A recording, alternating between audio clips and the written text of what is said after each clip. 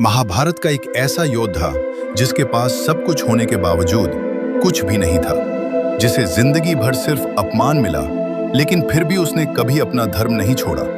ये कहानी है कर्ण की, जिसे दुनिया दानवीर कर्ण के नाम से जानती है। कर्ण का जन्म एक बहुत बड़ा रहस्य था। उनकी माता थी कुंती, लेकिन उन्होंने बिना शादी के कर्ण को जन्म दिया। समाज के डर से कुंती ने अपने ही बेटे को एक टोकरी में रखकर नदी में बहा दिया। वो मासूम बच्चा जिसने दुनिया में आते ही अपनी मां का प्यार खो दिया।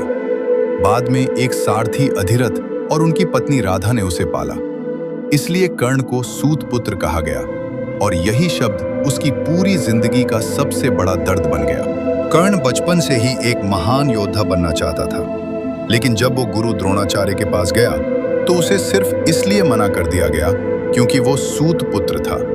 सोचो, हुनर होने के बाद भी सिर्फ जन्म की वजह से किसी को ठुकरा दिया जाए।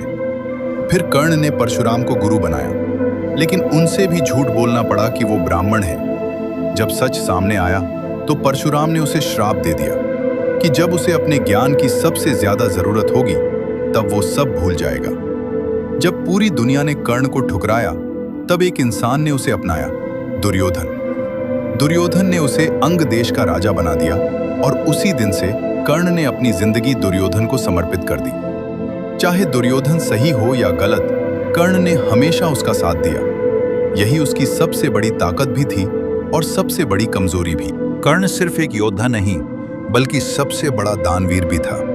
कहा जाता है कि वो कभी किसी को मना नहीं करता था, यहां तक कि जब इंद्र ब्राह्मण बनकर आए और उससे उसका कवच और कुंडल मांग लिया तो कर्ण ने बिना सोचे अपनी जान की रक्षा करने वाली चीज भी दान कर दी, क्योंकि उसके लिए दान ही सबसे बड़ा धर्म था। महाभारत के युद्ध में कर्ण का सामना हुआ अर्जुन से, लेकिन किस्मत ने फिर उसका साथ नहीं दिया।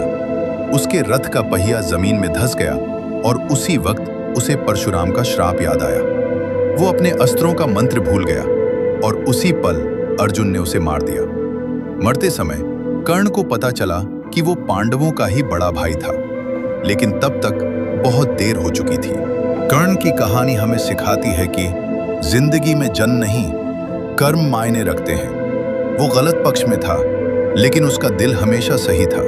शायद इसलिए आज भी कर्ण को सबसे महान और सबसे दुखी योद्धा कहा जाता है। अगर आपको ऐसी ही दिल छू लेने वाली कहानियां पसंद हैं, तो चैनल को जरूर सब्सक्राइब करें।